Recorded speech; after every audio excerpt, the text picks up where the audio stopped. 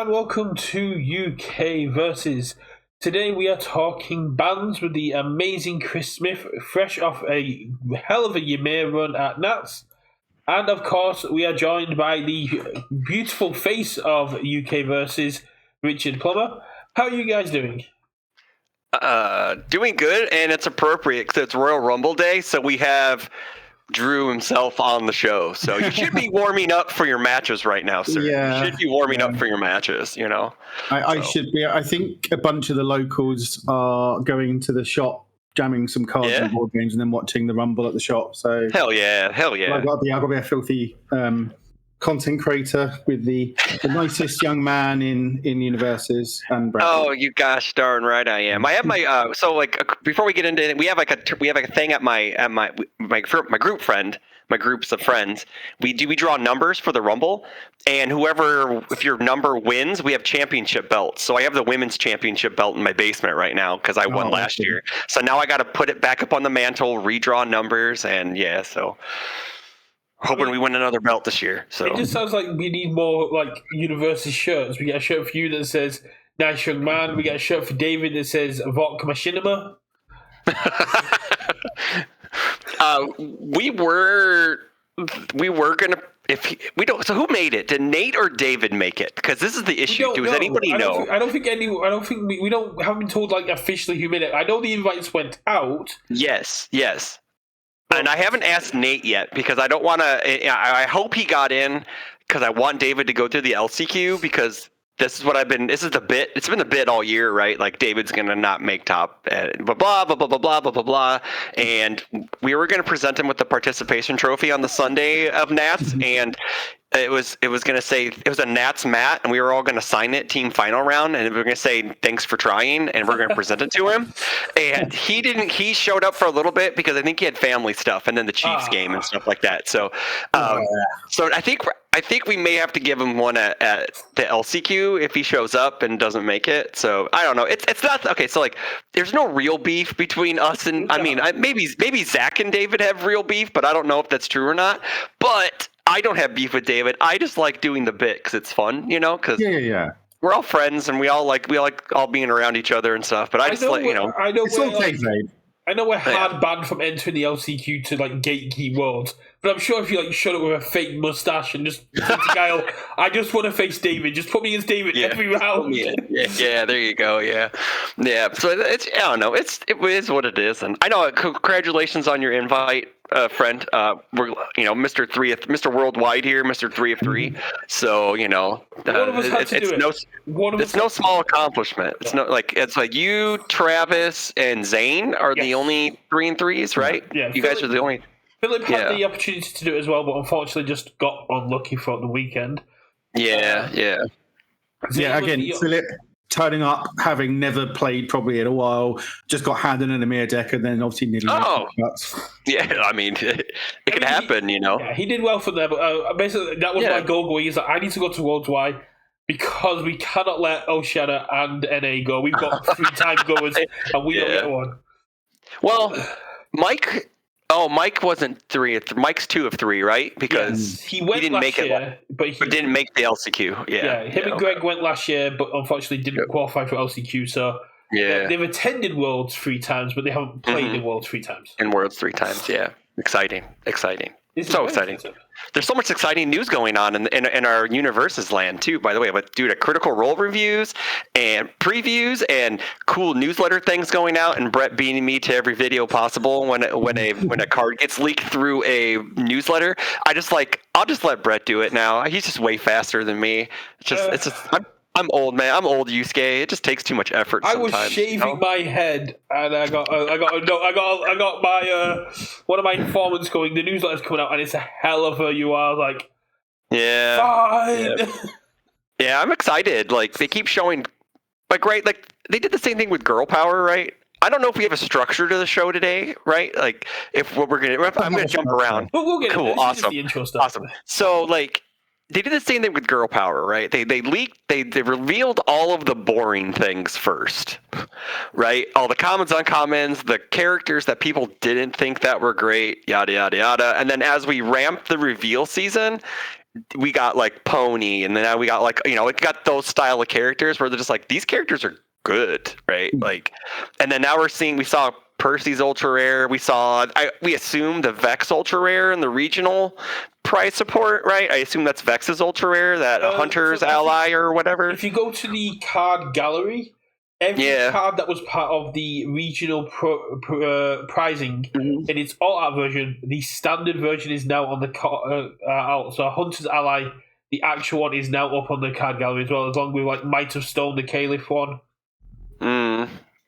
Yeah, the Might of Stone's super good. I already commissioned people to go pick up copies in Denver for me, and I'm just like, here's some cards. I'll trade you Critical Role futures since I'm getting so much product of it. I'll trade you Critical Role futures for it. So yeah, but yeah, I'm excited. Super excited for this stuff. We've not seen Trinket yet.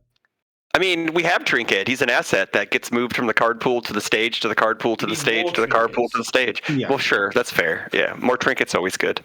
More Trinket is always good, yes. I'm very excited for Critical Role. I'm just I've literally just met our reveal for Critical Role today. in Mighty Nine? Yeah. So cool. From Christmas, from Boxing Day to now, I'm now 53, 54 episodes into Critical Role Campaign 2. I am... Next week is the final episode of Campaign 3. So I have watched all of Campaign 3 live, like video wise. So wow. I've watched some of Campaign 1 in the early days and then just kind of fell off. And same thing with Campaign 2, watched a few things and then just relegated myself to the cartoon for Campaign 1, and then I'll do that for the Campaign 2. And then I've watched all of Campaign 3 because there was nothing to do during COVID but watch Critical Role. So that's fair. I think the animated series is great, but it's more like an abridgment.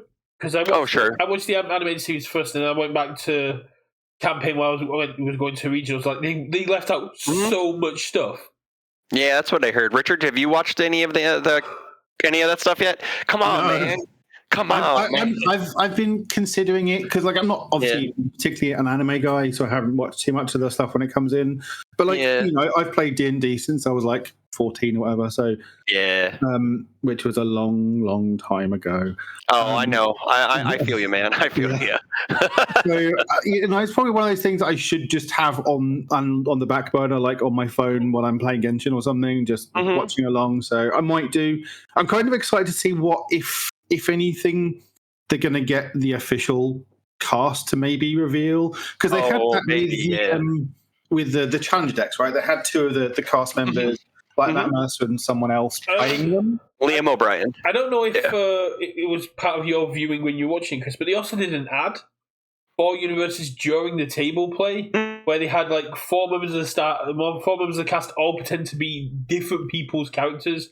And like when we said, this is what it feels like to play UniVersus. I'm playing your character against you. Yeah, they did that for this past Thursday. They did a charity live stream where people got to swap characters around. So it's kind of like that, I guess, right? Like they get to do different things. This is like a full UniVersus ad kind of thing. Oh, really? When did that come out? YouTube, it's like a full thing of like Sam Riegel like going, oh yeah. I think Liam was this like playing? I think Liam ended up playing like Jester or something. Oh yeah. I think this was like during their like one of the live shows, right, where they did the ad beforehand. Okay, yeah, okay. Interesting to see them if they are going to do anything. Like it'd be really cool to have them, like I guess preview the Chromes on their show. And that's what I'm hoping. You're on the right track right there, Richard. I actually think that could be what they're going to do. Especially if they're like signed, right? And it's like Matt Mercer holding up the signed frame with his signature on or whatever. Like that's going to get the hype going. So, speaking of Mercer, is that you, Brett? Is that you, Brett, that showed that? I know I'm probably cutting you off because you're probably saying that. Go ahead. Yeah, I know what you're going to say. Matt Mercer put Allura in his stories and Twitter went a little bit nuts about it. I think loads of people started finding it, and then like we had IGN and the Gamer put the alt arts up, and the amount of people that were just commenting on UVS stuff was absolutely nuts. I mean, I've been putting people onto like the main store to get their fresh cut grass promos and just chatting with people. And I know one thing though. Is I was posting cards into the subreddit. The critters do not like the attack and foundation cards. There's just too much on them. The character cards, they love them. They love the art. But there's too much stuff according to the critters on the subreddit. We love you guys, but it's just the way we play our game. You don't use everything all at once, man. Okay, you just use them in different sequences. But yeah, they just not like it. They didn't. Yeah, so I post once a week in that subreddit.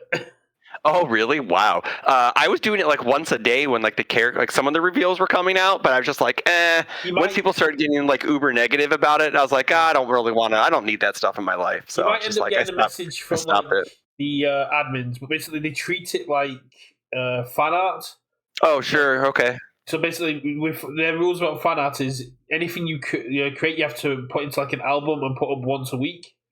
You might be able to get away with it because it's just like the cards, but I was putting like my theories and then the videos and it was like, it feels like spam or advertisement. Like, I'm just sharing critical work. So like, we need you to put it all into one weekly post. And I was like, okay, that's fine. Okay, well, careful, cops in chat. There's cops in chat. Yeah, who's in chat? Oh, Lenoco. Hi, Lenoco. Quickly, before we move on to the actual news, just to quickly touch on what we were talking about with the cast and doing something. I'm sure a lot of stuff has been planned. I'm sure a lot of stuff was in the works, but then the fire happened. Yeah, exactly. They're kind of in reaction mode at the minute, and they're still recovering from that. And it's. I know they recorded from what they said on their State of the Roll, they recorded the final episode back at the beginning of January. So they're that far ahead. So they might have recorded stuff. Because I know when they filmed the final episode, they said that at the break, you'll notice that they've changed their clothes. It's because they stopped filming and then came back. So I don't know. I mean, I'm just glad everyone's safe. I know that some cast members and some team members of theirs lost their homes, and I feel bad for them and all that. That sucks. All that stuff's really bad, and just I don't know. California's a mess. As a former Californian, I'm allowed to say that. So, it's just. I don't know. I would like I'm pretty sure they're doing everything as content like they did with the Challenger decks. I would assume that's probably in the works, But would be really hype is if they're at Worlds somehow. Oh yeah. Give me that. Give me that. I'll take that. I doubt it, but there's no cons in that weekend, so it's like it's Valentine's Day weekend. So it's Valentine's Day weekend, and they are all kind of married or in committed relationships. Oh yeah, I know. I mean, that's just a pipe dream, man. It's just a pipe dream. But we've had voice artists at both previous Worlds, right? Mm-hmm. So we had obviously we had Denki and Eraserhead, and we had Mount Lady too. Yeah. And the big one, the big guy, whatever his name is. Hawks? Yeah, Hawks was there. Yeah, Hawks was last year. Yeah. And then who knows? They haven't announced anything, but I think they would have announced something already if there was someone going to be there, right? Like, I don't remember. Just to drive up hype for the LCQ stuff. Yeah. It depends. I don't know how busy Childish Gambino was last year, but I mean, I got a lot of stuff signed by him. It'd be great to see something like Matt Mercer or Alec Lee, thanks to the soul leveling stuff and the fact that we've also got the Street Fighter stuff coming out. Even getting some of the other voice actors down would be from My Hero or from Attack on Titan, just get them down. Yeah, but that being a holiday weekend, because we all know Valentine's Day isn't really a holiday. It's a made up one made up by Hallmark. But I don't know how. If they would actually do that, I suspect if it was going to happen, they would have announced it by now. It's been announced already, I know. But you can get UniVersus own Brett Pendragon to sign your Dobby cards. He will be there that weekend for a small fee of probably a high five or a handshake. I know it's a simple thing of equivalent exchange. You give me a dabby and you get a dabby signed. I think that's fair. Oh, is that kind of like JJ passing out trap flexes when you beat him? He gives you a foil one signed, or if you lose to him, a non-foil signed. Ooh. So I have 4 non-foil signed. I am due for a win against that boy one day. So yeah, but yeah, it'd be cool. Like I would. I'm excited for the Worlds and the LCQ and watching everyone fight it out. I think prospectively there's like 6 slots. Right? I think there's like 1. You guys have 1 not coming, right? Or you have 13 of the 16, right? No, 13 includes some people for LCQ. We're down to 12 now. So, because unfortunately one of our people just couldn't afford it when they actually looked at prices once. Yeah. So I think we're down to, let's see, the 15-year-old can't make it. I need to double check it with the other Spanish player. And I think we have 3. So I think we have 5 seats coming from us. Okay. I don't know how many seats we have in the NA. I don't know yet. And there are 13 confirmed Oceania players. Are you serious? No way. Really? Plus 2 that are entering the LCQ. That is way more than I thought would show up from the OCE.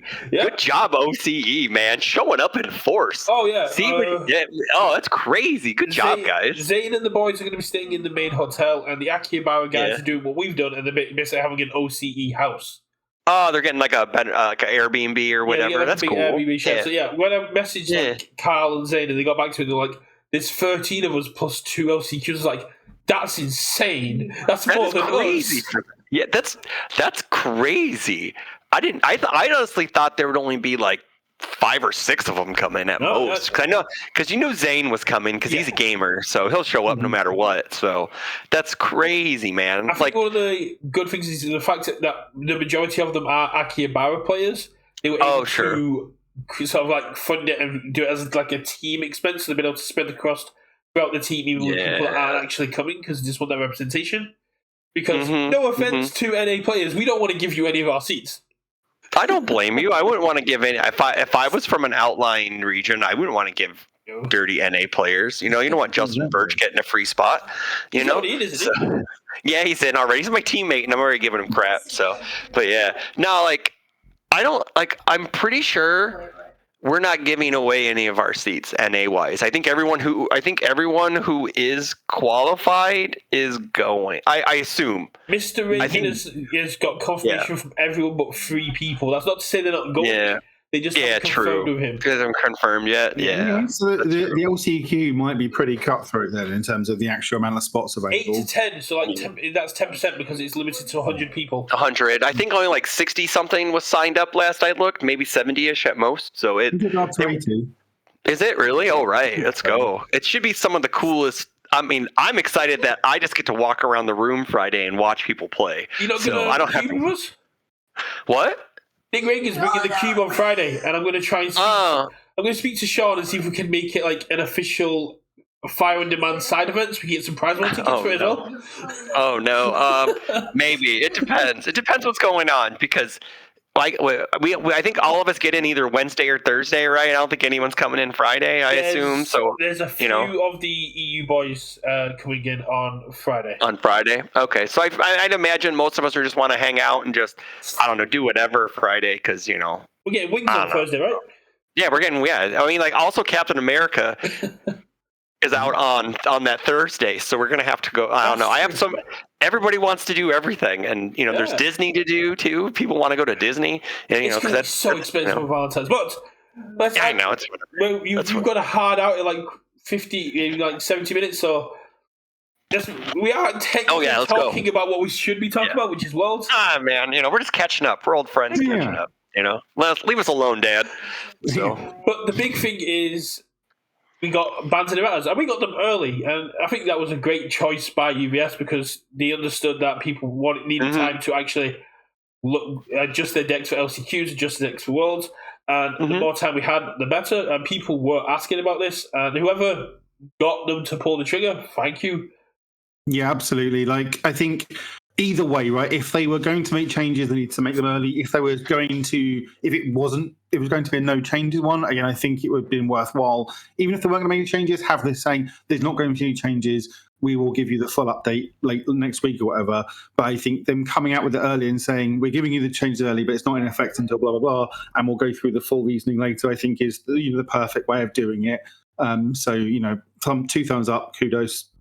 Yeah, I think this was something that we talked to them at Nationals, NA Nats about. We're like, yeah, guys, do we know if there's any changes coming? And they're like, and then we're just like, as long as we know early, that's all we care. Like if there's nothing coming, let us know. If there is something coming, let us know.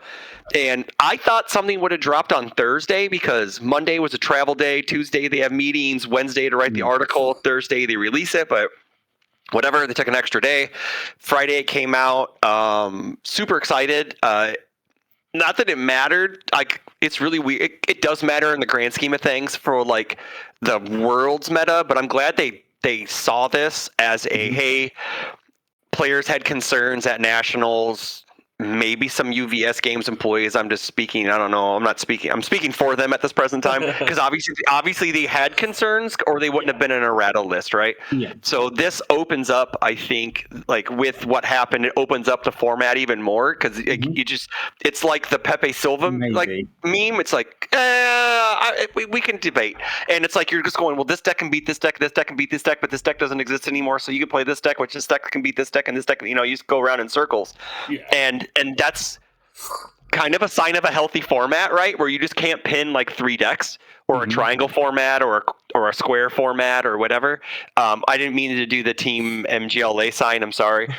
Boo, but we love you, Travis. But yeah, so yeah, it's cool. I think it's great. You want to get into them and go through them, even though everyone is like knowing what's happening, or what do you want to do? I just wanted to quickly touch on the fact that kudos to the community, where there's a lot of people were saying, oh, if they leave it too long, people are just going to complain there's not enough time. I haven't heard a single person complain that this was too late or that this was like not a good change. It's everyone's been like, this was done with enough time for us to actually be able to react properly. So that's absolutely great. But yeah, which change do you want to touch on first? Let's just bear the old lady while she's at it. But let's just talk about Mimic first, and he's dead. He's Ojiro 2, boys. It was with Knott's Flask as well. It was overkill, but we'll get to Knott's Flask. I mean, I think Flask should have been unique to begin with because I was watching Tam Cardwell's video about why is Trinket unique? I get it why he's unique because he's a bear and it's only one bear, but maybe Not has multiple flasks. Did anyone think about that? Maybe she enjoys a few different beverages other than just have multiple flasks because so I get it. I get why it's a flavor thing, but I think, and we see the same issue with VME, right? Like non-unique assets that have powerful effects are a problem, right? Yeah. They're an issue. Yeah. Okay. Yeah. You pour one out for the Flask, boys. Pour one out for the Flask. I only have the one though, so I do have my unique Knott's Flask. Unique one, yeah. But I think that just shows you that non-unique assets with powerful abilities are an issue, like VME, Flask. So I think VME may be eventually on. Like I don't know, they should just add it to it while they're at it, right? But anyway, we're not talking about that. We'll get into what they missed after we've gone for the actual stuff. That's fine. But yeah, I think. Go ahead, Richard. Sorry. I was going to say Mimic. I think it was like it was about time. Because the issue with Mimic is that he fundamentally breaks the rule of the game, right? So, and that's always going to be always on the verge of being problematic. I mean, I think one of the more busted characters ever printed was like Tom Ash, right? Who did it? Oh yeah, like he did. I don't even think he made it to it. It was banned. So yeah, he was that problematic. And he also had Cassandra and Libra too. She didn't do the same thing as Mimic or Ash. She still did I get to repeat asset build and get to use assets as another resource in a way. Like she used the bang as momentum. I think your mic's got a bit funny. Was that my keep anymore? Am I you're going a bit robo. Oh no. Okay. Am I there? No, it might be something on my end. Could Richard say something? No, I think it's something on my end. Let's just quickly drop the call and start back up and see what they say. Ooh. Hello?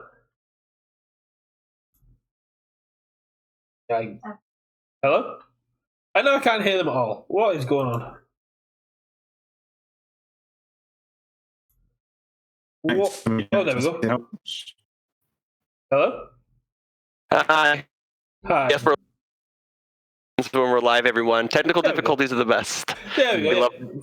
It looks like our computer's having a bit of fun.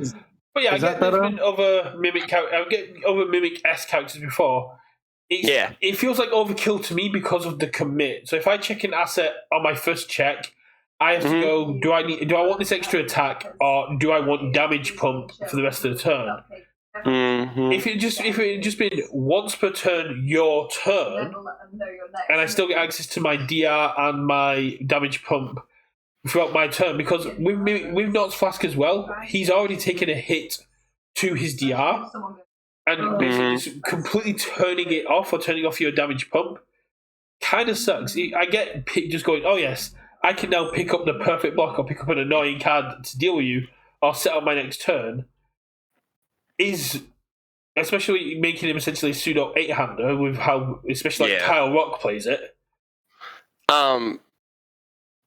Like he kind of you killed him in the instance that he's down a card and he's down to check a turn cycle. Yeah. Right. Like so, the commit's way heavier as a cost. Like you may just do it defensively now. Right. Like and the other part of it is he can't now do the boom loop, right, where he can't check an asset, pick up the block the world card and play it, because you have to commit characters cost. Correct. So you can't play it in that same turn. That might be one of the reasons they made it a commit, right? Is to stop that loop happening. I just think Mimic has been too good and probably maybe even a little underplayed in the past for how good he actually is. And there's just a critical mass of assets now. Geez, I've got a crit roll on my head. It's all good.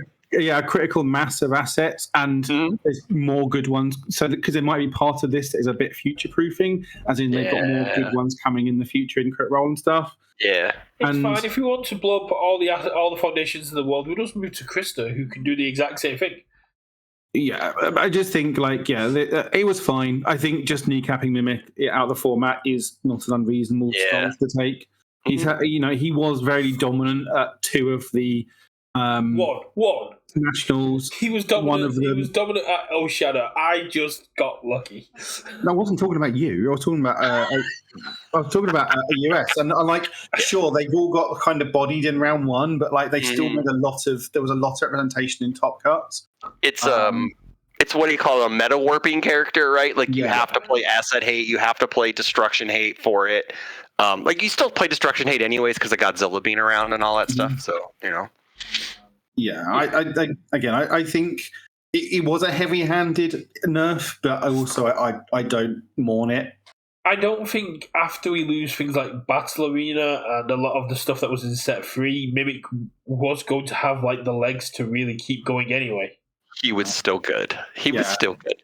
And I'd imagine there's more good assets coming to replace that. So again, I'm okay with them taking a heavy-handed approach on Mimic. I'm not. Yeah, Soup just kind of accelerated him, right? Yeah. Soup, he was good. Don't get me wrong. And then Soup came out, and it's just cool. I have a free build. It's almost as with Kirishima 1 back in the days where we would just play. Hey man, if I check a 4 or better, I'm going to attack you 5 times because I'm going to build with jab, do this thing, and you have nothing to do about it because it's turn 1.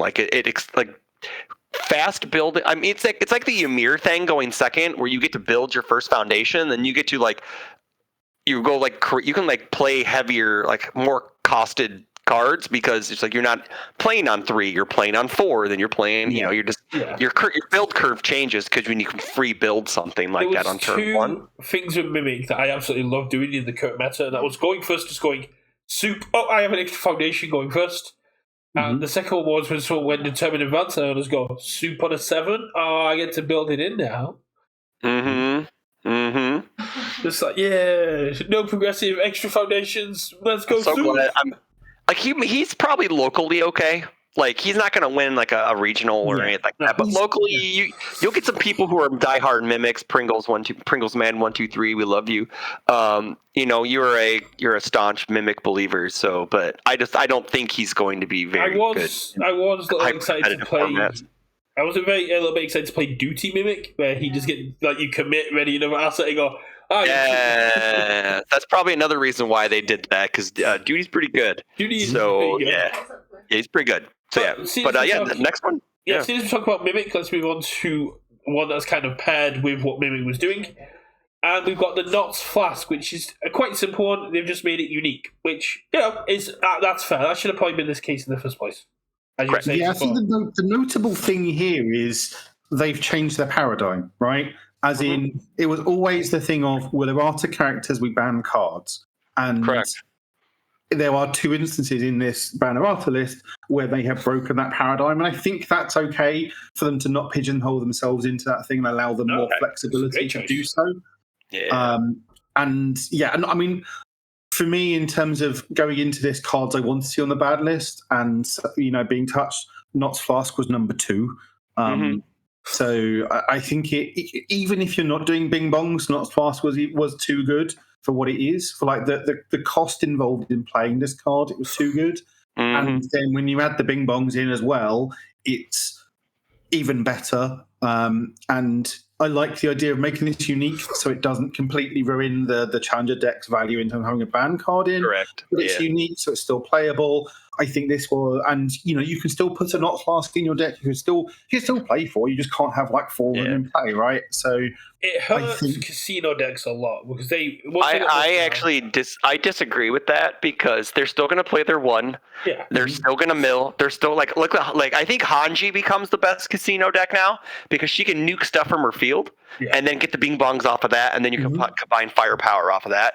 My local Harry was like, that's what he took to Nats, and like he basically used up all his luck locally, and then just crashed out with Nats. But his casino Hanji was frightening. If you watch Broberg UniVersus, he shout outs to Kevin. He has a Hanji Titan attack profile that went out this morning. It is fantastic. He played in teams. I was literally watching that before this. It's a super cool deck. It's awesome. Yeah.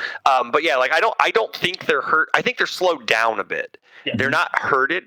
They're not hurting. But I think any deck on symbols is still going to play 1. Yeah. You play 1x fast. You play a 1x -3 or +3 damage. Sure. Well, I'll do that. Mm-hmm. Yeah. Yeah. I think it's enough for powering down a bit to make it unique that you can't just have 2 or 3 in play where it's like, well, you attacking me doesn't matter now, and also beware because I'm just going to put +9 on something like. Do you mean it's fair, Richard? Is that what you're talking about? Is it a fair? Is it a powerful but fair card for a change? Is that what we're saying? It's a powerful but fair card. I think so. Yes. And I think that's the kind of. I think that's the thing people have to think about, right? With bans and erratas, you have these broken cards, but they're powerful still, but they're fair. We can have good cards in the format. Yeah, absolutely. But there's a point where they need to be fair, and I think this hits it on the head right now. That's perfect. That's great. No, I mean it's a fair choice. Like saying people on the symbols at least are going to run at least 1, like possibly 2, similar like the unique foundation kind of aspect. Yeah, and you can, if you're worried about the defense, just go, I'll commit, get my +4, then I'll build another one and blow it up. Mm-hmm. Yeah. Yep. But on top of Knots, then we had the other errata breaking the form of Disarming Glance. It's gone from after this attack resolves to during this attack, which that's more of a functional errata. Just to go, there was an ability that just locked you out of drawing cards for your turn, and we kind of didn't think that was fun.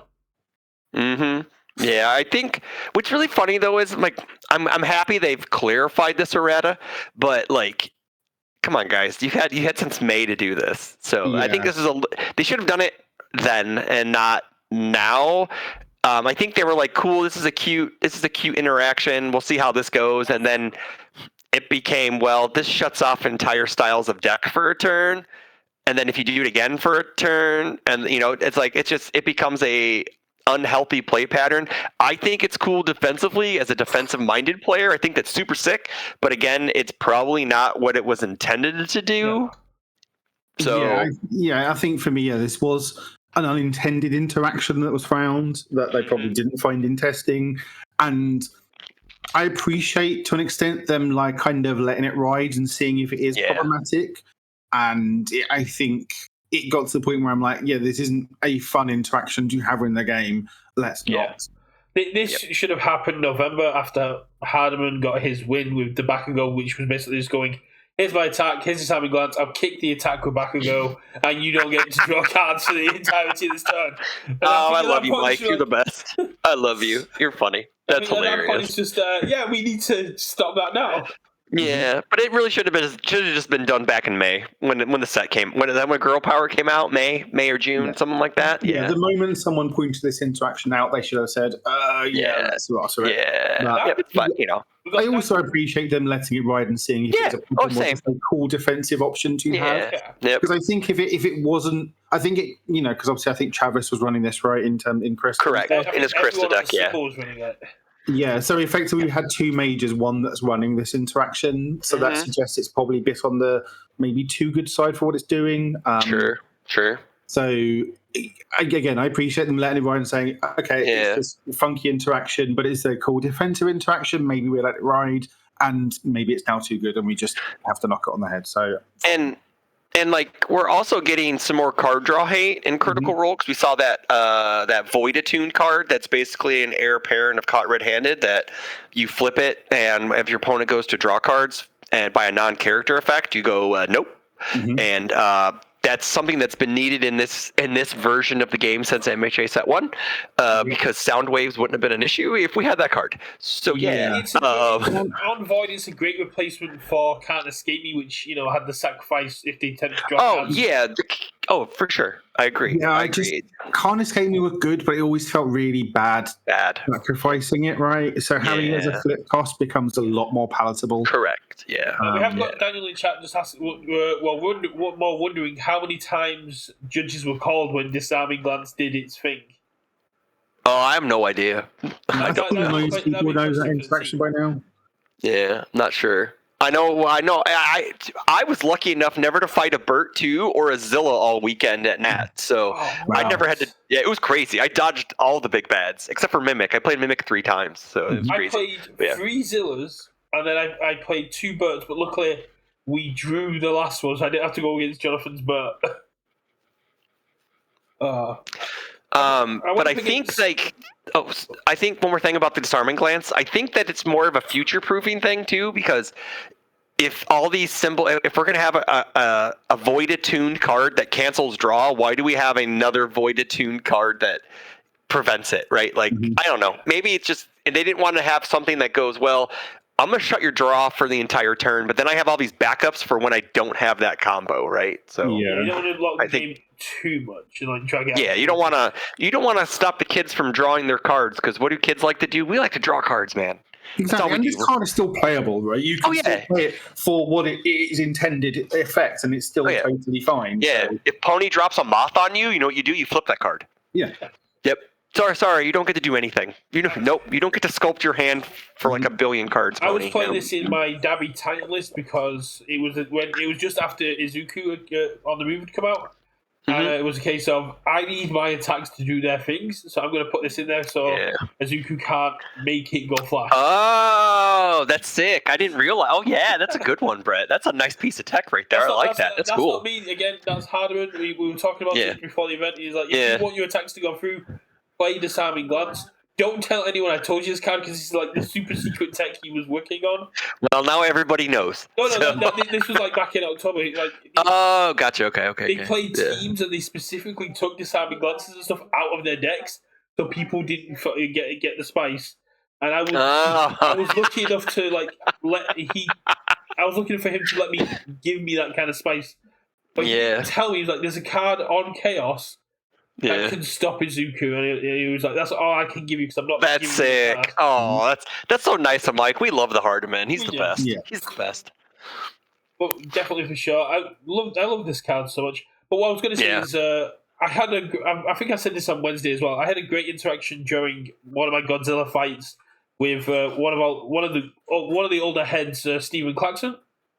I don't know if you know him, but in April, May during season 1, we had an Elder to go mirror match, and as I do, I would run my weird cards and I block his 80% power with a cheerful uppercut, ending his turn.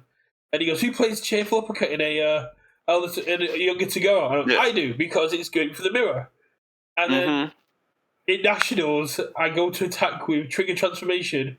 He's playing Godzilla. He blocks me with a cheerful uppercut. Cheerful uppercut? Heck yeah, that's right. Who plays cheerful uppercut in Godzilla? And he went, "Me, because it's great for the mirror." That's awesome. That's fantastic. Great. That was just a great mirror. I love it. That's a nice full circle moment for you. That's a good one. I like that. Moving on. What's the next card we're talking about? Well, that got shot behind the barn. Stopping DR. We got Big Bert 2 losing his ability to reduce damage, so he can still filter in his turn if he wants, I guess, and get that card draw. He can still use "I'm with you" and other cards to seal you and do the damage function. Just not getting that extra -2 on face. Yeah, I also careful, right? If he discards 2 of the same, then he's giving your attack damage. Damage. But he's always been able to do that, though. But why would you choose that, right? Like this says this attack, so you can always do it. He also now is a deadlock bomb. That 9 got changed to 11. So if you wandered to deadlock and stay there during an end phase, you're probably you deserve to lose the game for the most part, right? Unless you defend against him. There's ways to beat the backside, obviously, but it's just kind of funny that he's a deadlock threat now, which is weird because I saw a lot of people saying, like, there's some people on the main cord saying that all the Titan shifters should be deadlock or not, and I'm like, nah, dude, nah. Like, I get Bert because he's the colossal Titan advancing, right? Like, he's the nuke, as they say in the anime. He's like the nuclear bomb. Everyone else is different, and I like that. I thought it was kind of a boring design in AOT 1 where they were 9 or flip. 9 then flip. Yeah. Nothing like Aaron was different. He was the only one that was different. Everybody else was 9 or flip. And I appreciated that Aaron 2 was X amount of face downs in a ruin set. And he flipped. And then I think Aaron 3 deals damage with 25. An attack deals damage with 25 in your yard. He can flip. I like that. I think that's super cool. I think Seek requires you to have 4 backups. 4 backups, yeah. See, I think that's super sick. Like, I like the different transformation mechanics because that changes. They all kind of feel samey, right? If like, well, once I get to 9, I can flip. So it's like, I don't know. I think it's great that he's deadlock. I think that he's kind of a little less defensive of a monster defensively with that -2, -4, -6 that he can get. He actually has to play real defense now. Yeah, that's to me the main thing is you can't just be all gas, no brakes, and it doesn't matter because all your attacks get -2, -4 damage, and that's my defense. Now you have to play real defense. You have to really think about the card, pressing that button on defense because you might be giving them extra damage. You might have a choice. You actually have to block, which is obviously then reducing your options on their turn. And I think it's more that you just have to play a slightly different game. You can't be as balls out. It might be more of an actual push to 11 to flip. Whereas I think Bert before was very much his enhance was so good. That I think the best way to play Bert was just to say, well, sometimes I might flip, but most of the time I'm just killing you with that top enhance because it's so good. Right. Yeah. Whereas now I think actually maybe the flip becomes more of a game plan and you're just trying to maybe sort of poke to get there. I don't know, but he's still playable. He didn't get quite kneecapped the same way Mimic did, but I don't know whether he's necessarily good enough now as a 5-hander without defense on face. I think I'll let you go, Chris. Like with Mitch's deck, the Firebird that he played all the way until top 4, I think he was the epitome of I'm going to kill you on my front side, and then if I need to get there, I'll get there right on the back. I think that the death versions with more of the DR and built into the kit they may flip to that because they're going to need defense somehow, right? So I think that's what's going to happen. But I agree with you, Richard, wholeheartedly. Like, they're probably going to play a more real game, if you want to say that, for a Bert 2, and then flip to murder you because you're going to have to be able to deal with his card pool clear, draw shenanigans forever.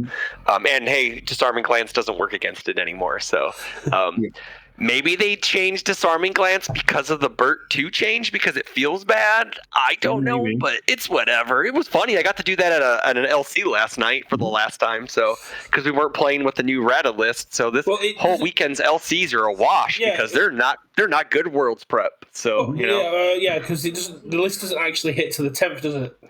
Yeah, correct. So I know locally when we go to locals on Wednesday, we're doing the errata list because I asked. I'm like, hey man, I'm going to Worlds in 2 weeks. Can we just push the errata list early? And everyone was cool with it. Everyone was like, they also missed 2 or 3 other cards, but everyone was gravy to do it. Everyone was gravy. So yeah, go ahead. Sorry. I think it's what I was going to say before you did the point there is I think this is just a younger to go kind of situation. It's a fair and balanced errata, but it's just basically on he's too fair now, and Pony's right there doing broken stuff with the exact same kind of kit. Yeah. Why am I not just going to go play Pony and do the exact same thing I was doing with Bert?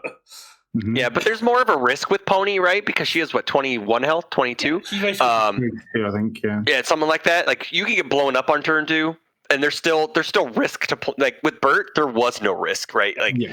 You'd have to do a commit Bert, and I think that's what happened in my stream matches. That I think Jonathan maybe hadn't played against Pony enough and realized what it could do, and then was like, "Oh yeah, I can commit Bert to pass this check, and it's fine." And then obviously Pony did the thing because you committed your character, you bozo. You mean my lethal slashes are just for 5 now, and I kill you with like 3 of them because I'm going to draw a million cards? There's more of a risk to committing it. Like, there's more of just a risk playing Pony than there is Bert. Anyways, so whatever. I think it's a fair trade-off. You're going to your consistency has a higher risk of dying early if you don't hit it right when you're Pony. So, but with Bert, there was no risk because you were also consistent and you were like a 40 health character on turn 2. So No, I think it's like I said. I think it's got definitely the younger to go kind of treatment. It's And the same thing with Younger Toguro, like he was still good. Like he still scaled to a kabillion damage, and he got to play the best package in the world at the time. He got to play the Death Draw package, and people just were like, "Well, he has to commit a foundation now." Oh darn, okay, that's hard. It's not. I see orange. I push button, spam button anymore. It was just I got to think now and. I don't know. We're lazy as card gamers, man. We want the easy path. There has been one ultra rare that has got people not wanting to commit foundation since February, but we'll get to that card. Okay. Yeah. But let's talk about the last one. A month before retirement, Grandma was put in a box and sent down the river. Recovery Girl now only builds and committed. UBS game. That's all we wanted. Yeah. Anyone go to us? This is all we wanted. I mean, I wanted to see her banned, but it's whatever. It's like, I don't think this kills her though, right? Like, no. I think it's kind of like in the same vein as Bert. You have to play an honest defense, but now, like when the turn you go in, you have to make sure you put her down, because if she's able to start her turn again with 10 free foundations or whatever, like I guess we're looking at a life deck now because. The So Manly loop doesn't work anymore with her, so it's just. But yeah, like I think she's still good. She's just not a broken defensive monster, anymore. Yeah. She's a lot. I sort of agree with Murray's take on this, in that he would have just rather her banned and let her roam free as she was in retro. Yeah, she was almost too good, I think, and I think she probably should have been played more than she was, but people just didn't enjoy playing her because. Correct. I think for me, and I think there is a subset of people who love playing Recovery on what she does, and I would say the majority of people do not and do not enjoy the experience of playing into a Recovery Girl. She was definitely beatable, but I think there was a lot of Recovery Girl taking out Recovery Girls at the end of Swiss new SNATs from what I heard. There was a few. Yeah, so I'm okay with her being gone. She just wasn't, for me, a fun experience to play with or against. The only game at Nationals that I had no fun playing, I played against Joe Zimmerman, and he was playing Corey's deck, which, fun fact, me and Tam were sitting on one side of the table, both playing Ymir, and Joe and Corey were sitting on the other side of the table, both playing Water Recovery Girl. And I scooped 10 minutes too late in game one because he had me locked down. I couldn't do anything. I was like, oh, I scooped 10 minutes too late. Well, let's see if I can kill you in 10 minutes. If not, I'll give you the game. And I couldn't kill him. He got set up too fast. And so I was like, you got it, man. And I did save myself the mental acuity and the trouble. And Tam did the same thing. Like, he scooped with 7 attacks in his hand. He's like, I can't kill you. And it's just that character presented such an unfun play pattern that is, I'm glad that I'm so surprised the Unfun Stuff Gang, when they played more often, that they did not play that character, because it's right in the wheelhouse of unfun. And I'm kind of glad that's the only game. Like, my losses were against a Mimic and a Ymir. I had fun in those games. I played against Nate, I played against Steven, and it was 3 games each, and it was fantastic, and it was great, and I had a lot of fun, and I had fun playing against Joe and bantering, but the decks that his deck was not fun at all, so I'm glad it's dead and buried. So let's, since we need to kind of move on to the last bit as we're getting close to time limit. I got a half an hour, man. You're good. I got 30 minutes, unless you're on a timer. So I'm on a timer, but we're probably going to spend 30 minutes talking about the thing we've hinted at all the way through it, and your locals hinted at what they missed. Oh yeah, there you go. That's a good one. Rampage. Yeah, exactly.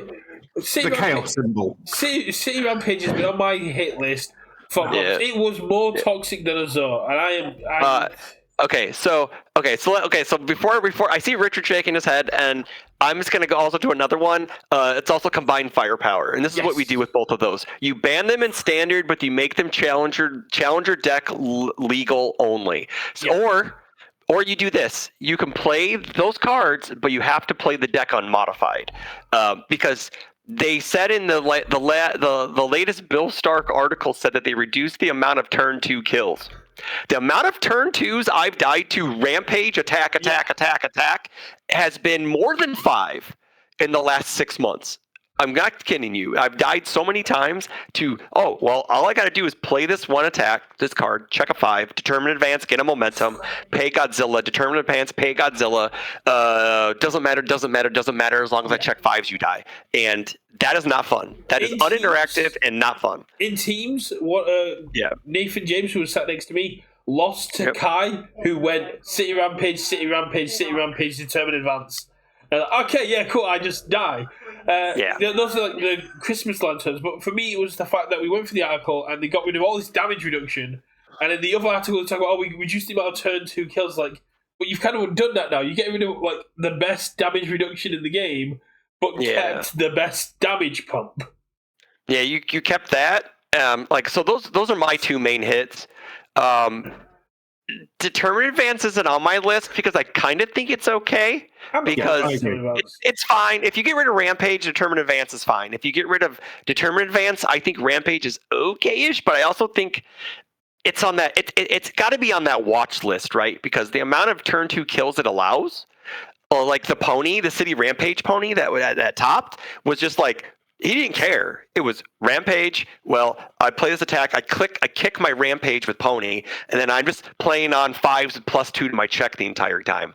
And that's broken. That's insane. But is that more of a pony problem, or is that more of a rampage problem? Is the real question there, right? You got Zane's mimic list that was doing rampage stuff and was just going, I'm going to pick rampage. I'm going to go for my attack. And if I pick up if I check an asset, I'm going to go get a kill card. Yeah. Okay, so let's get the dissenting opinion in Richard here, because I know he doesn't want it banned. So go for it. So for me, Rampage is wildly overrated into how good it is. I think in the majority of, like, when you're getting to turn 3 and beyond, Rampage is a little bit win more and you don't really need it. And I think the one thing I will agree that Rampage does is it allows for a lot more turn 2 high rolls. Mm-hmm. I think turn 3 and beyond, Rampage is fine and doesn't really affect things too much. I think the one thing it does do is allow those turn 2 high rolls of I checked 5s and you're just dead. My question would be: is it the fact that you've seen an opponent resolve Rampage and that's what happened? But if they just played the same string and checked 5s anyway, would it have really mattered? Would be my question. I don't know how. That's a good point. I don't know how much Rampage is actually impacting that turn. Of if they didn't play a Rampage, they just played determined, whatever, checked 5s. Are you still just did anyway and Rampage didn't do anything, and it's just an optics thing? I'm not convinced Rampage is a problem. Do you think it's more of a walk the dog problem with Rampage than it is Rampage? 1,000%. I agree with you on that one. I'll agree with you on that. Okay, so if that's your argument, I will live on twitch.ukversus.tv flip my opinion, and I'm going with Richard. Sorry, Brett. It doesn't need to be banned, because if we banned walk the dog, it's not an issue anymore. Yeah. I will give you, I'll be the guy. I will give you Rampage to keep, but we ban walk the dog. Walk the dog should have gone. No, so you keep Rampage. Here's my take. With Smashing Stomp and Determined Advance and Blue Flame Torment, you can just string your entire turn with City Rampage and Godzilla and not have to play it. You could do that anyways without Rampage. That's my point. Is Rampage more risky more in that situation? Yeah, not really, because if you determine advance, check a 5, commit 1, and it's a Master's Pride. When you get the momentum, you ready it, and then you pop the Godzilla to play the next determined advance, do the same thing again, and then you just play Smashing Stomp, and then you get to play that. And as long as you're checking 5s, you're fine. That's the turn 2 high roll he's talking about. But I think it's the walk the dog issue, because walk the dog prevents you from actually playing the game from blocking. Yeah. So my thing with the Rampage there is that it helps, right? It loops those turn 2 high rolls more, so it has more of an impact there.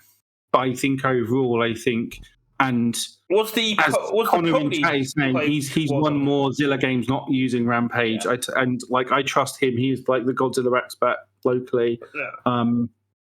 The Pony Rampage deck is interesting. I haven't really messed around with Pony Rampage. I don't know how good it is there, but obviously that guy did really well, got to top 8, so there must be something there. He was playing weird cards. Yes. He was playing some weird cards, which is awesome. I didn't like the list, but clearly it was a very good list that he played really well. So. It was crazy. Some of that stuff was nuts. For me, it's just throughout the year, I've seen so many people on all 3 of its symbols playing City Rampage with Walk the Dog, Walk the Dog, and just basically turn 2 going, you die. Well, I think that also is just if it's a if we're playing Walk the Dog in this equation, I think it's a walk the dog issue, because you're afraid to block those early moves because you don't want to get walk the dogged on 4s, right? I think that's the bigger issue. I have played against an Earthzilla that went City Rampage, Fury Attack, Prominence Burn, Calorie Counter. Okay, so no. First off, that's based as hell. So we're not going to argue that. Okay, because one, it's a prom burn deck that plays calorie counter. So we're not. Your argument holds no weight right here. That's based. Yeah, that's 6, cool. 10 calorie counter. And I'm like, it's super sick, dude. I'm good. I will subscribe to that show. You give me the Twitch channel. I will subscribe. You know, my beef with the chaos package is mainly walk the dog, in that it punishes playing the game, right? It punishes blocking, and that was, and I sort of mentioned this to Josh when I was speaking to him, is that at Nationals, is that I think walk the dog is the problem, because it fundamentally says you shouldn't interact with this mechanic of the game, blocking, because it means you get punished by walk the dog. I think without walk the dog, determined advance is fine, because you're allowed to sell out to block it and stop it, whereas if you're in a walk the dog world, you can't. And I think determined advance, in a world where you're allowed to block, I think determined advance is a good tool to have against the Rodans of the world as a sort of counter to them. So I agree. If you make blocking good again, then make blocking good again. Make blocking good again. In that world, I think determined advance is a good tool to have against the sort of Wally Rodan decks of the world. Actually, you need to commit some resources for this. Yeah, I agree. Yeah. But then you get punished by walk the dog, and you can't play fair in that world. I think walk the dog is the fundamental problem in that chaos package. Yeah, I agree. So to me, that was always number 1 on my ban list, desires, and I'm I'm baffled why they didn't touch chaos as a symbol other than knots, because of the dominance of the chaos symbol over the three nationals. Yeah, that's crazy. Disarming was a very Glance has chaos, and strange- Mimic has chaos. Well, right, let's ignore that just adds into the more of the argument, right? Well, we like was it? It was like 35% of NA nationals was chaos. If you did, like, I'm pretty sure they can pull the numbers. I guarantee you, like 75% of the top foundations were chaos. I can probably name all of them off the top of my head. It's just, and I bet you some of the top ones weren't even attuned. So like that doesn't even count attuned cards. Like it's insane. Like the amount of just chaos in general. Granted, yes, I know it has powerful cards, but we're allowed to have powerful cards. But are we allowed to have broken cards? I don't think that's the fact. I think that shouldn't exist, right? For example, like Chimera Kraken is a very powerful card, right? Yeah. I think it's a totally fine and reasonable card to have. Correct. Like, I agree. It's blockable. You can interact with it. Yes. Like, and it gives you, and Kraken gives you counterplay into their like powerful assets or powerful foundations. Like there's gameplay there. I think Walk the Dog just says you're not allowed to block, you're not allowed to commit your foundations, you're not allowed to play the game, or else I'm going to punish you to high hell and pay little cost by doing so. That's to me the issue with Walk the Dog and why it was number one, and I still don't know why. Speaking of Walking the Dog, the bullet. As a owner of a Chimera Kraken Chrome, if they ban that card, I am going to be so sad because I will never get to play it in a deck again. So I agree with you. I also think that with the Determined Advance thing, I think Determined Advance is also fine because sure, you can block it and then block the next one, and then you better have a hand trap for the rest of the moves in a way, right? Like it allows you to play. Like you should play some defense outside of just straight blocking, right? And you should have a Genkai's or a Cape or hey, look, Chaos cards. But anywho, Runaway is. I think Runaway is ostensibly okay, and people think that it's toxic. And just because of the Krista maneuver where we stack 2 Runaways, draw them, and then I'm ready for you, like that's a Krista thing, man. Like that's just Krista. It's a struggling with studies thing. I've been hyping Krista since set 1, and no one was listening. I'm glad someone took her to a major and did well. So like Krista's hype, but I think that Krista as well. Yes, I also think that combined firepower should have been hit, but that's I think now that you have Knots Flask being unique, I think maybe we let combined firepower run for a little bit longer and see if it happens. I think we give it a go. I think similar to the Risky ban, right? I think when Risky was the problem, there was the do we ban combined, do we ban Risky, do we ban both? And I think I took the approach of Risky's the bigger problem. Let's get rid of that and see if combined is okay to run. And I think it's still probably a little too good. So they said, well, Knots Flask is just too good anyway. Let's take away Knots Flask, make it unique, and let's see if that powers down combined to a place where it's okay. Because I think it is a good tool to have in those defensive, I want to block things like a Rogan and stuff. So, because this is sort of the issue with the format, and a lot of this video, you can TLDR, go watch Tim Keith Satonis' video on YouTube, and it's basically everything that I believe in because he's, the cleverest guy. But I think in a world, again, where blocking's okay, I think you want to have these things. But Rodan was like almost the consensus number 1 on everyone's tier list going into national season, right? Yeah. And he did nothing. He basically almost feels unplayable in the format. And that's insane because of how he's basically a Razorhead and Jiro slapped together, and he's not good enough. Yeah. What did Tim say? Like Rodan is like one of the most craziest characters ever, and he saw no representation in Top Cuts.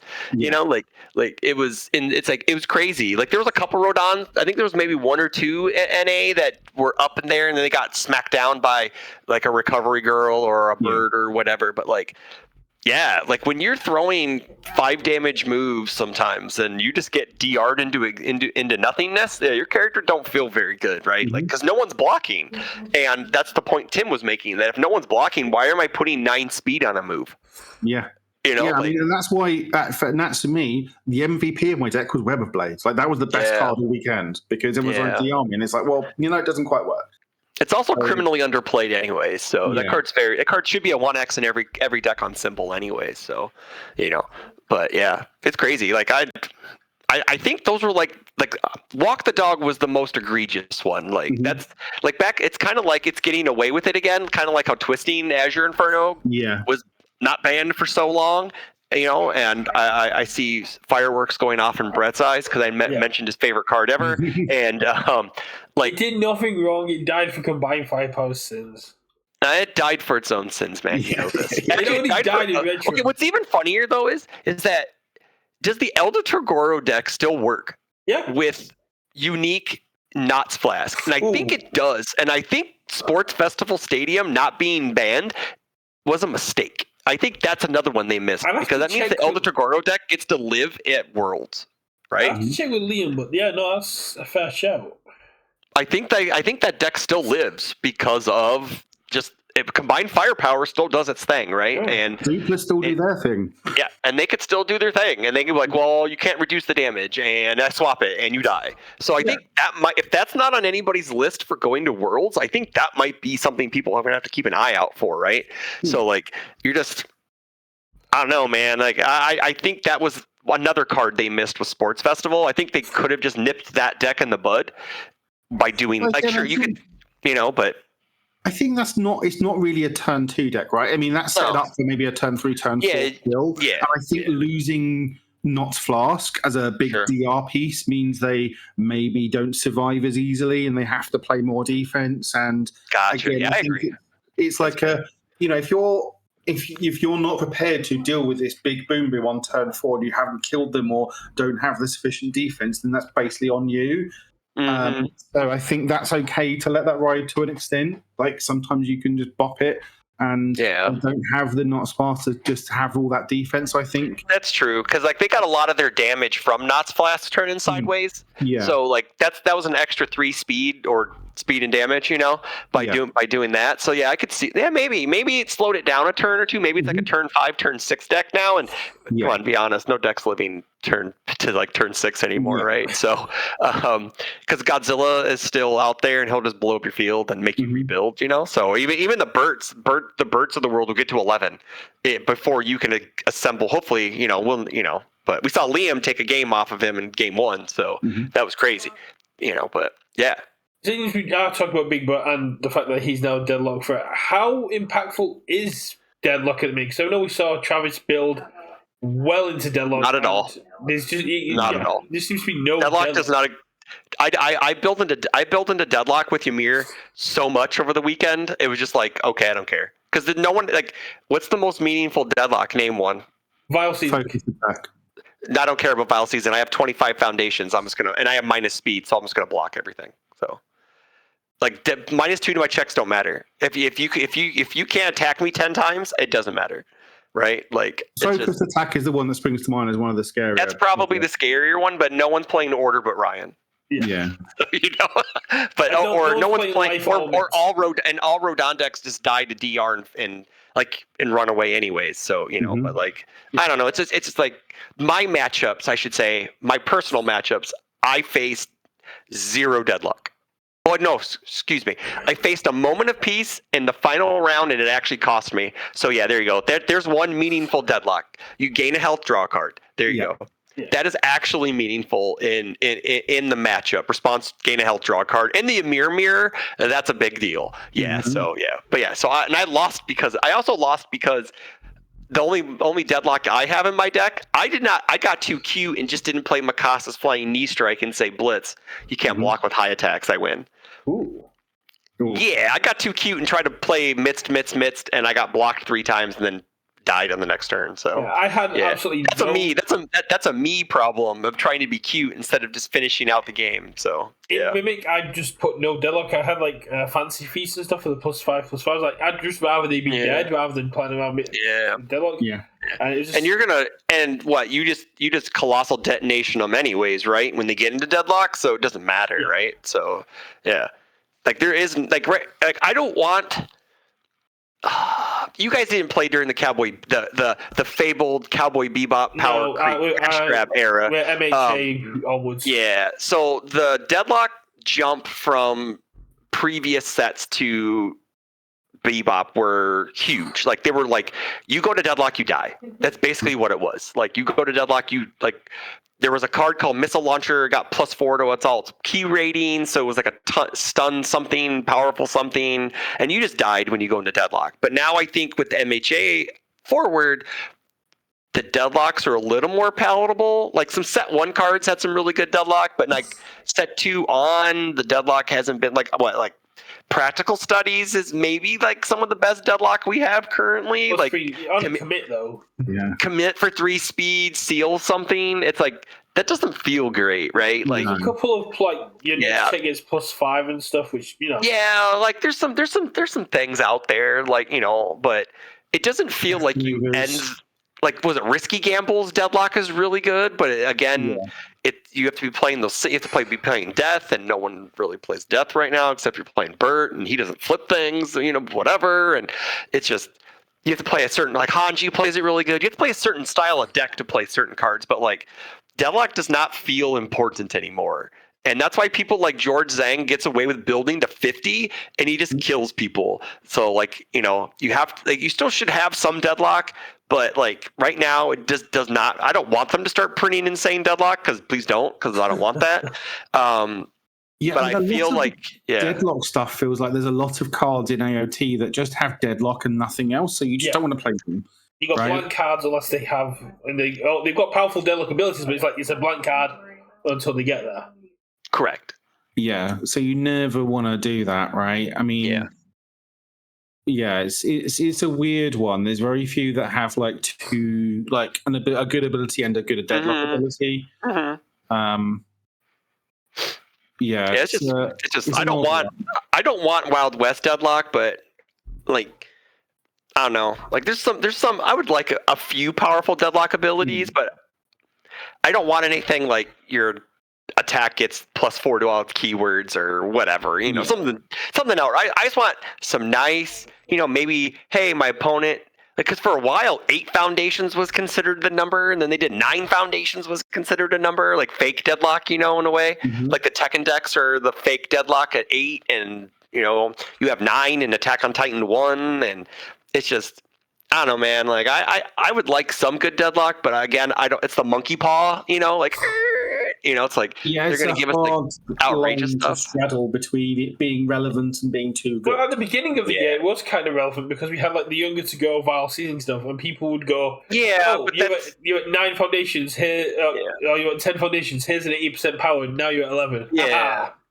But like, is that a more of a Tagoro thing where that character was that character was insanely broken, or was it more of a like format thing where people didn't want to build because like we didn't have the tools then that we do now, right? Like, I don't know. Like, it's weird to see things like in past formats because it's like, well, this character, like the deck was like this, but like that character was broken. Like every, like it's just you put any other character on it, is it really broken?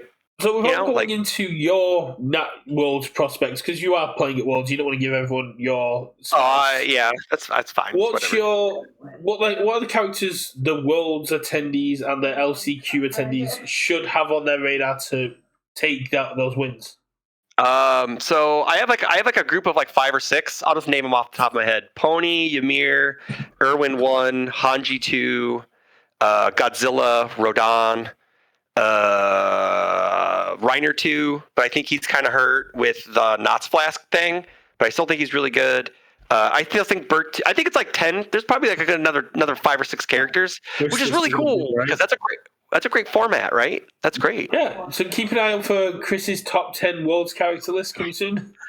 I'm leaving that for David to do because he's on the outside looking in, and he has to prep for the LCQ as much as possible. So until you show up a fake mustache and gatekeep him at LCQ. I mean, they'll know it's me. I'm old as hell, and I have no hair. They'll know. I'll have to put a wig on or whatever. I can get you a wig really easily. You don't want to see me in a wig, man. It will not look good. We'll get you a wig and a dress, and you'll be fine. What are you looking out for, Brett? What are you looking out for? My head. To be honest, when I saw Tim Keith's video about people Yeah. not blocking, I immediately started looking at Midnight 2 again. Like, if no one's blocking, Oh, I can yeah. just freeze their entire board. Yeah, Don't but you the have issue. to deal damage for that? No, Yeah, you do. Yeah. it's just Yeah, you do. If a ranged attack is not blocked, you get to freeze one round. Oh, so if they DR it, got it. Yeah, But see- the issue is now that DR is kind of not Yeah. the best for the Knots Flask. So are we back in a blocking type format now, which is the real question. I did briefly look at Cart Titan until someone taught me out of it, because you get that plus speed, you get the committal down, and you get that just commit, your attack does no damage. Richard, if you were going... Not fast going, obviously means the DR's worse, but all the dogs still exist, so blocking's still banned. Yeah. I think I'd be tuning a pony list, whether that's like the lethal / Falling Skies style that I played, or whether that's some sort of City Rampage version, but I just think she's busted in half and will absolutely bop you onto if allowed to, and has sneaky good defense when needed. She's very resilient, which is very funny. And I think there's stuff to be done with that list. Like, I think it was nearly perfect. I think there was some card choices I would change, but not too much. I think she's got. I mean, the issue is running into things like runaways and stuff like that. But even like a runaway, it's like, okay, you take the damage. Sure, I have to play one more progressive, but I just kick that card if I need to. I got one for you. Cheerful Uppercut. Yeah, that's for Brett. There you go. That's for Brett. Cheerful Uppercut is. I mean, if I can play Cheerful Uppercut, I will play Cheerful Uppercut. Yeah. No, but you what's really cool though. Like Pony is probably the best.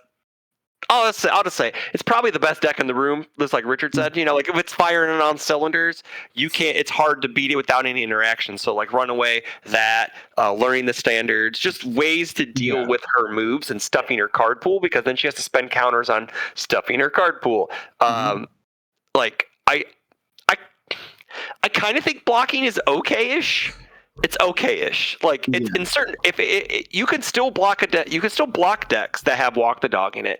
You just have to have another answer in your hand or in your stage for it, right? I don't know. I would like. It would be easy to say we can block again because Walk the Dog was banned, but we're waxing poetic and it's not. So. Maybe they say, "Hey, Walk the Dog's banned on Tuesday." That would be great. That's just a surprise. I think that's unlikely. I think that would cause too much uproar in terms of like almost like changing what they've announced. So I don't think that's they have confirmed like an article's coming out, I think, on Tuesday to explain. Yeah, correct. Yeah, maybe in a bit more detail what's happening. So maybe they will add in a couple of extra. They won't. They won't add anything extra, but they might explain why they haven't changed the hit things like City Rampage, All the Dog, that sort of stuff. Yeah. One thing that came up on the discussion I had with Big Beautiful Greg the other day was I do think there is possibly room for a 4-check deck. Now, obviously, Mr. Broberg has come out with that list today. The Hanji list, yeah. So, and if people are trying to if Runaway is your defense or things like that, then, okay, cool, take 8 from my attack. Bozo, I wasn't going to play another one anyway. I had a lot of fun playing Dabby 4-checks, don't get me wrong. So I do wonder if there's place for a 4-check deck somewhere that, I think so. I actually think Smiling still has a spot. Yeah. Because 12 high for 8 still says you take 8 damage. Yeah. Right? Like, that's still something on like a Ravages of War or whatever. I really liked my Rhino list. I changed Dabby to Rhino, and basically having a defense that when I have a cape, a Smiling Titan you have to attack first, and I have Rhino's transform face. You need 3 attacks before you even touch me. Yeah, it was really cool. Yeah. Well, technically, the Reiner one sets it to 1, so they do touch you for once, and they need 2 to answer you, and then they touch you for 1. I agree. Like, I do think Richard's right on the head that the 4-check deck is still a thing. It's just who are you putting on top of it, right? Yeah. Reiner 1. Are you playing Dobby? Are you playing are you playing Hanji 2? Or you playing Smiling? Is really good. Yeah, I was watching Kevin's deck profile this morning, and I'm like, man, he's getting me to want to play that deck, dude. Like, that deck sounds so fun. there is the kind of Voltron that she assembles of like shapeshifter, recuperation time, and greater goal that just says all of your attacks have like -8 damage, right? Correct. Yes. And yeah, like I said, my friend wasn't playing the 4-check one, but was just playing like a Vol Seizing Balor release. Oh, sure, yeah. Gravity Beam, combined firepower, Bing Bongs. Yeah. But, it gets hit by the Knots Flask, but she's got plenty of other ways of getting those Bing Bongs in the grave. Yeah. Like, Angie is really good. So, like, I wouldn't be surprised that she shows up and does something. Yeah. Do you know who have actually had a lot of success with on the 4-check deck that no one seems to have put it under? Not. Oh, really? I didn't know that. I didn't know. Oh, I mean, I guess any character can play it because most of them are all. So it's got the Chaos Death, so I get my duplicitous recollection and stuff. But it's literally just going knockdown blow, put it on top of my deck, check it, pick it back up. Then I played my shift attack cheaply, then played another knockdown blow on an 8. Then my next shift attack gets nice and cheap, and it just goes. Yeah, I get to string out with Knot, and I get to mill 1, filling up my discard for duplicitous recollection, whilst giving all my attacks +1 damage and stun 1 if I start off lower than you. And that's kind of cool. That's neat. That's pretty neat. I do like Knockdown Blow though. That card's kind of sick. It's my favorite card for me. That one, and then I don't know. I know we're trying to close it up, but like the Massive Swing. Out of AOT, like that card, I wish that card got more play, man. That card's sick. I like that card a lot. So. I played in a side event for standard, and I had to explain to my opponent because I went knockdown blow, it hit, and then I went reward the victors on top of my deck, half-fire installation, knockdown blow, check a 5, commit 2, and doesn't have +3 to check. I went, no, that's for shift attacks. Like, I was like, yeah. I went, another knockdown blow, I'll commit 3. He's like, I've got nothing left. I had to block the knockdown blows. Went, cool. Here's a female Titan with +9 to my check, +9 damage, and +3 from my Transform Rhino. That's gross. Transform. He's like, that kills me. I'm like, yeah, yes, it does. Yeah, that's gross. Yeah, I think Richard's right though. There will be I think 4-check decks, there will always be one circulating. It's just that someone wants to take the leap, right? Like Kevin's list is serviceable, and Kevin said there's still stuff that can be modified to make it even better, right? The main issue is, and the main reason I didn't run it at Nats is Walk the Dog. I'm basically running a 6-diff tribal with on a 3. If you check a 3, you're still committing 2 free foundations. Yeah, and you're just basically going, cool, Walk the Dog is going to be played for free. Yes, you're hitting hard, but you're leaving yourself open to be hit hard. That's true. That's very true. Yeah, so. I mean, and also I think just Ymir would be near the top of my list. Like, Ymir's still very good. And I just sort of went off her because I was expecting a lot of Mimic, but Tyr and Godzilla.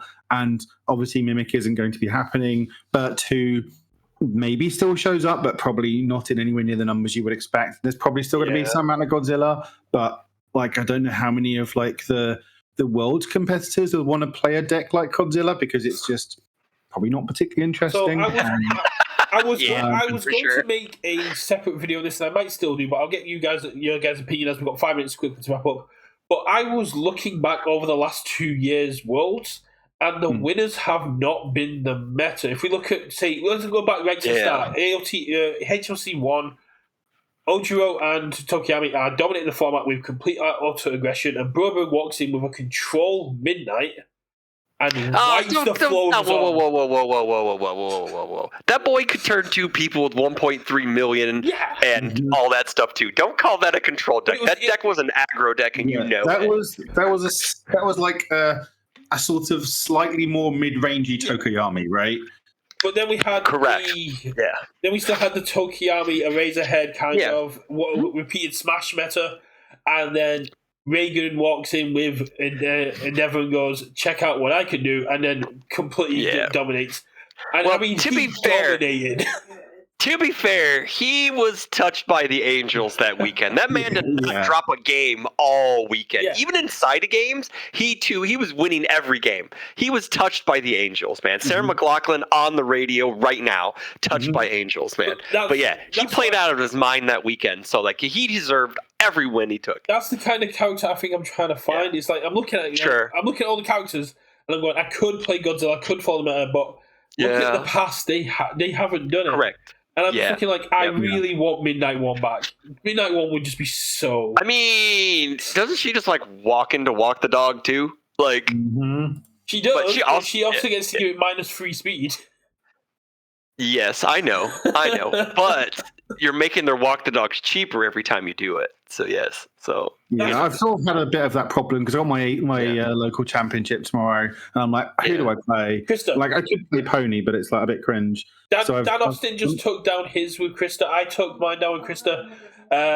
For local play, Travis's Krista is really good. I don't think it would have won our nationals, mainly because every man and his dog was prepped for responses.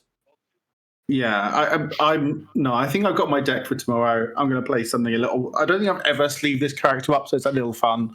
Heck yeah. I can't possibly say anything in case they're listening and watching at the cafe. Yeah, it doesn't matter. Your boy's going to win anyway. He's playing Sun Jin Woo. You just concede to Sun Jin Woo. Yeah, let's go. That's cool. That was legitimately on my list to go, I'm going to play Sun Jin Woo so I can be the world's best Sun Jin Woo player. But then I saw the Death Rattle. I'm like, no, there's a set coming. And I can't hold on to that title. I'm already the world's best Dabby player. No one's going to take that from me, but someone will take world's best Sun Jin Woo from me. For sure. If there's a set, I'm not. Are you guys? Sorry, Brett. Are you guys following the ban in Errata tomorrow, Richard? Or are you guys playing in the actual format? I don't know. Like, we don't tend to play super sweaty stuff anyway, so I don't know if it's or not. I imagine none of you are coming to World Teams, so you don't really need the practice. List is impacted, but like, I don't know. I was just wondering because I played in an LC last night with the non-errata stuff, and it was okay. It was Bert and Bert's doing Bert things, and then Bert losing a 90-10 matchup to Recovery Girl who built in all 4 recuperation times. So it was just like it was one of those matchups, you know. So, but I don't know. It's whatever. But good luck tomorrow. He's sending his love to you, Chris. Who? Greg. Oh, Mr. Moss. I actually drove out for my Star Championship, and I got to see a great thing of Mirko taking on... I can't remember who Dean was actually playing, and Mirko played Decay Awakening, and what Dean had in his hand was 2 actions, 2 attacks, and 2 assets. So gross. He just couldn't build... I was like, okay, I guess I concede. So one of my final thoughts was, what about that Mirko 2 deck in top 16, boys? It's a gamble. So cool. So cool. No one had her on the bingo card, my friends. No one had her on the bingo card. Rob, my friend Rob had her on the bingo card, mainly just because of combined firepower. He was like, she wasn't on air like the graphics said. She was a death deck that was a Bing Bong Casino deck. So but like, I did face one. I did face a Mirko 2 round 1, and I got to watch my opponent go to no foundations on turn 2, trying to kill me with besieges, and I'm lucky they didn't draw 2 more, or I would have died.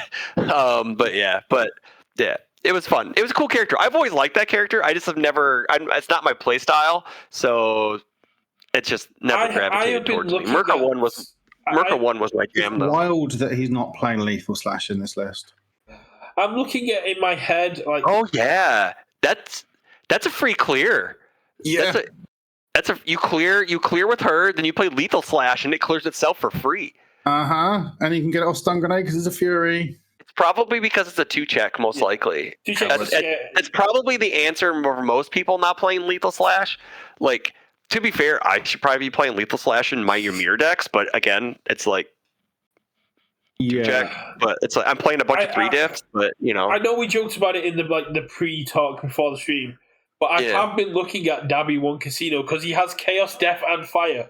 The best casino symbols. He has all of them, baby. Yeah.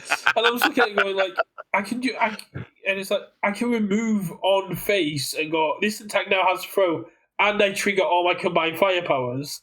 And I'm like, and then someone goes commit your mirror for -3 speed, block with a face shield, and you just weep. No, it's always freezer burn. You always. Oh, always. Sorry, I can't if I'm playing combined firepower.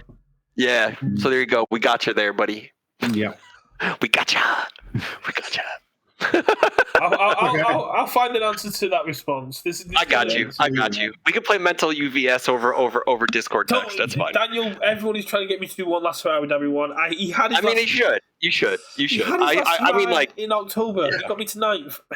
At least register a character on one of his 3 symbols so you can put Dabby 1 in your sideboard as an option to just fuck it and we're sideboarding into Dabby 1. Exactly. You could do the whole Phil Birch thing. Just play Mina 2 and just, I mean, decide, I have considered doing the Phil Birch approach, but it's one of those things that when it was paid for, I was happy memeing. Yeah.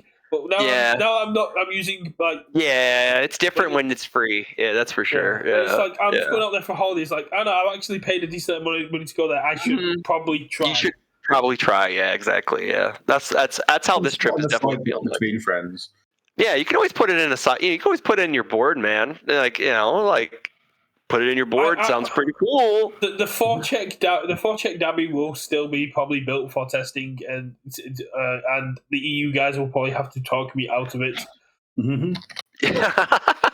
You always will have MHA Spotlight too, by the way. So I can't run the 4-check Titans in MHA Spotlight. I know, but let me tell you one quick story before we wrap up, because I know we're trying to wrap up for like 10 minutes. Yeah. Jiro should be banned in My Hero Spotlight, because if you go back and watch the stream, I died so fast to Wes Bittner's good Jiro. It was really funny. I was All Might on air. He was Jiro on good. We had swapped symbols. That was really cool. But I didn't get to play the game. He was like, "This future is now. You die. You die." And I'm like, yeah, that's why I don't like. That's why we don't play sweaty My Hero Spotlight at my locals. We don't play Jiro. We play fun stuff. You want to try? You want to try Jiro in the heroic format? I'm still going with that one because the amount of 3-diff charge weapons on attuned in AOT is insane. Yeah. A lot of the air aren't all the air attuned 3-diffs and less charge and weapon or something like that. Yeah. So I'll wrap up with where Dabby 1 is now going, and Dabby 1's gone into retro because there's one key thing about Dabby's enhancers that are very cool. They don't say your turn. Oh yeah, you can. You reversal. Yeah, that's cool. Yeah, so you I get sit that. there going, +3, +6, +9, +12, reversal. Nice. I like it. So let's try wrapping up here. So obviously, thank you to everyone in chat for chatting along with us. Obviously, everyone watching this on YouTube. Thanks to everyone watching. Obviously, do all the things like comment, subscribe. Obviously, go check out our nice young man Chris Smith, aka Brody One, over on YouTube, and check out all his videos. Subscribe to his channel, and if you don't, we don't like you anymore. But yeah, so thanks very much, Chris, for joining us. Thanks for having me, guys. This was a blast. I know it's been a long time coming, so I know we've been trying to get on the show for a bit, but thank you. I had a fun time. I love chit chatting with you dudes. I'll see you in 2 weeks for Wings and Boss Raids. Hell yeah, Wings and Boss Raids. We'll send pictures for you. Yeah. We'll screenshot you in somehow. We'll put like a green screen. We'll Photoshop you in. Get an iPad on a stick. Yeah. Oh yeah. Well, I need to go prepare for the Royal Rumble now. So me too. I'm gonna have a brew. And thanks for good luck. Guys. Good luck, Drew. Good luck in your match tonight, sir. Hope you win. Thank you. Thanks everyone for being here, and we'll catch you all in the next one. Much love. Bye. See you guys later.